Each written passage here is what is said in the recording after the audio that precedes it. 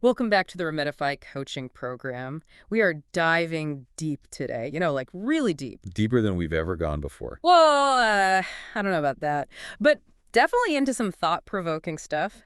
We're looking at a presentation. It's called The Bible Geology Time. It's Mm. by Mike Riddle from creationtraining.org. You sent this our way, right? Yeah, this one really caught my eye. I mean, trying to reconcile the biblical timeline with, what science tells us about geology and time itself. It's a big question. Lots of people wrestle with this. It is, and this presentation kind of jumps right in. It starts by laying down a theological base, like it quotes Galatians 1.67, talking about sticking to the true gospel message, not getting sidetracked. Right, right. And then it goes straight to what it sees as that core message, John 3.1617, Mhm. God's love, the gift of salvation, all that. Powerful stuff. But then it does this interesting thing. It kind of builds a historical narrative leading up to that point. Starts with Genesis, the perfect creation. Then, bam, Yep. rebellion. Sin enters the world. Mm. And it's like, okay, what now? And the presentation highlights God's promise in Genesis 3.15, that hint of redemption. And it ties that directly to Jesus, like boom, John 3.1, 1 Corinthians 15.3 to 4, Christ's death and resurrection. It's all connected. It's presented as this grand unfolding plan. And it doesn't just stop there. The presentation goes on to repentance, quoting 2 Corinthians 7.10. And then that beautiful idea, salvation is a free gift, not something earned. Ephesians 2.8 to 9, right? Exactly. Grace, not works. But here's the kicker. The presentation says this whole gospel understanding, it hinges on whether the Bible is historically accurate, especially those early chapters, starting with Genesis. That's a bold claim. It's like saying if those foundational stories aren't literally true historically, then the rest kind of crumbles. Right. So then the presentation dives into Scripture's authority on, well, time, specifically how Genesis 1 talks about creation. And it's very focused on those creation days. Like, what do they mean literally? It points out how often the word day appears in the Bible. Hundreds of times. Singular, plural, the whole 9 yards. 410 to be exact. And then it zooms in on that phrase, evening and morning, 38 times in Genesis 1, together, without explicitly saying day. The presentation argues that this reinforces the idea of ordinary 24-hour days. Like we experience now. It even brings in biblical scholars, for backup. It quotes Ting Wang, who says that yom, the Hebrew word for day, when it's combined with evening and morning, and especially when there's a number attached, it's a regular day. Right, case closed, according to this presentation. And then they bring up Andrew Steinman, who puts it simply, evening plus morning, one day. No room for interpretation there, right? Not much. And to drive the point home, they go to Exodus 20.01, God creating in 6 days, resting on the seventh, linked to the Sabbath, a direct parallel. Okay, so let's think about the implications here. The presentation points to Genesis 1.31, God looking at all he created, calling it very good. The emphasis is on perfection, no death, no decay, original creation. And that sets up a contrast with the millions of years view. The presentation asks, well, if the fossil record shows death way before humans, doesn't that clash with the idea of death coming after Adam's sin? Yeah, and what about Adam and Eve themselves? Were they just hanging out in a world already full of death and struggle? It gets complicated, right? Sure. And the presentation doesn't shy away from this. It states straight up, if those secular histories, especially the ones with massive geological timelines, contradict Genesis, Mm. then Scripture's trustworthiness is shaky. It even quotes 2 Timothy 3.16 about the Bible being divinely inspired. It all circles back, doesn't it, to the foundation. So then we get into geology. How do scientists even determine these huge timescales? The presentation zeroes in on the geological column, those rock layers. Right, like how those layers got there, what order they're in, it's how they build up the Earth's history, assign dates to different periods. And they bring receipts. Literally. A 2012 newsletter on stratigraphy. They quote big names in the field. Felix M. Gradstein, James G. Ogg, Fritz J. Hilgen. And the quotes are interesting. They highlight how the geologic timescale, it's not set in stone. There are debates, revisions happening. Some divisions are tricky, hard to correlate globally. Yeah, or they lack clear universal markers. Like, did a big change happen here? Hard to say. And there's this quote. It says, no geologic timescale can be final.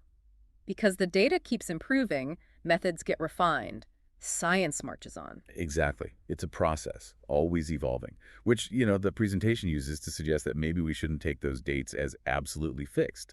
Then they bring in R. Lemon's principles of stratigraphy. Which stresses the importance of fossils. specifically using them for biostratigraphic control. So basically, fossils are key to understanding those rock layers. Which leads to the presentation's next point. Index fossils. They use the USGS definition. Life forms existing during very specific time periods. So find that fossil, you know how old the rock is. Seems straightforward, right? But the presentation throws down a gauntlet. They call it 3 critical problems with using fossils to determine time. Hit me with problem number 1. Invalid reasoning, also known as circularity. Their argument is scientists use index fossils to date the rocks, but then they use the rocks to date the fossils. It's a chicken or the egg scenario. Like, which came first, the dating or the fossil? The presentation argues it's a loop, no independent reference point. And then problem number 2, living fossils. They roll out a whole list. Coelacanths, elephant sharks, crocodiles. These creatures show up in the fossil record millions of years back, supposedly. But they look pretty much the same as their modern counterparts. Not much evolution going on. The presentation says this challenges the idea that fossils equal long time scales. If they barely changed, how much time really passed? Right, it makes you think. And then problem number 3, out-of-place fossils. The presentation claims that fossils are often found in the wrong rock layers, like flowering plants, birds, dinosaurs, mammals, even bees. They quote Michael Ord, who says it's surprisingly common. And get this, they mention a 150-million-year-old squid fossil with fresh ink. Seriously. So what's the takeaway?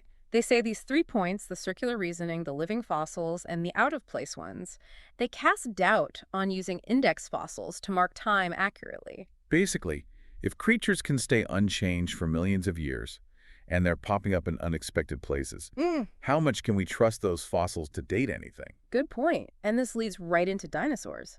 The presentation says they're dated based on those rock layers. 65 to 220 million years ago, the standard story. Big evidence for evolution over long periods. But the presentation says, hold on.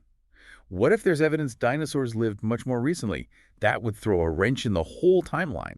And then they start listing evidence. Like what? Give me the juicy details. This is where it gets interesting. They talk about discoveries in T-Rex fossils. Elastic tissue, fresh tissue, soft fibrous tissue. Wait, soft tissue and fossils that old? That's crazy. I know. And it gets wilder. Red blood cells, even blood vessels. Intact. Then they bring up a 2009 National Geographic report about protein found in an 80-million-year-old duck-billed dinosaur fossil. Wow. And they mention reports of unfossilized dinosaur protein in embryo supposedly 190 million years old. If true, that's mind-blowing. Absolutely. And then there's the DNA issue. We know DNA breaks down pretty quickly. The presentation argues it couldn't last millions of years. But then they bring up reports from 2012 about dinosaur DNA. So if that DNA is really that old, something doesn't add up. Right, and the presentation really hammers this home with carbon-14 dating. They say multiple dinosaur bones from different places have been dated to only 22,000 to 39,000 years old. Thousands, not millions. That's a huge difference. They cite newgeology.us in a presentation from 2012 at a scientific conference. They even give specific carbon-14 dates for Triceratops horns. And they cap it off with a quote from Kevin Anderson. He says, point blank, that finding original dinosaur tissue, proteins, it means those fossils can't be millions of years old.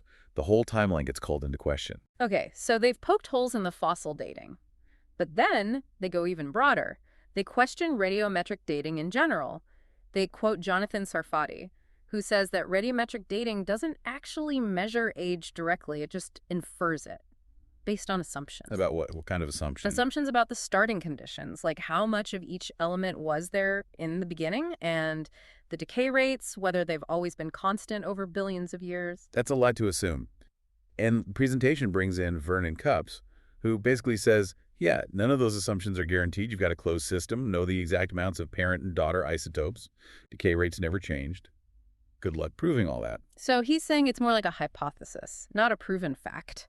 And then they quote Jim Mason, who points out that when radiometric dating is used on rocks of known historical age, sometimes the results are way off. Which implies those assumptions might be wrong, or at least not always true. So the presentation's casting doubt on the whole idea of the Earth being billions of years old. Big implications, right?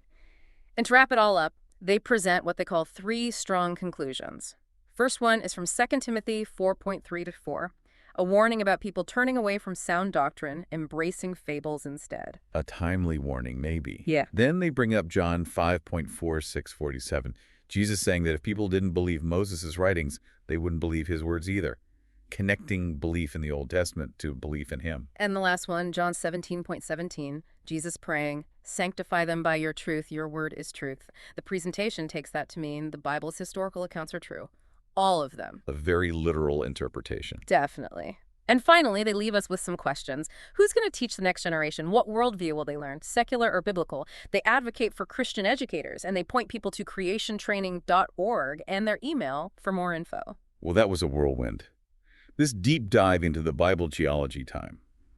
It lays out a very specific viewpoint, trying to reconcile a literal reading of the Bible with challenges to mainstream science. It encourages us to look at those scientific findings through a particular lens, and it emphasizes Scripture as the foundation. For anyone who wants to delve deeper into these ideas, Tyrannus Hall Bible College, that's THBC, has a ton of resources. You can find them on YouTube at https://www.youtube.com at Tyrannus Hall Bible College. It's a fascinating perspective.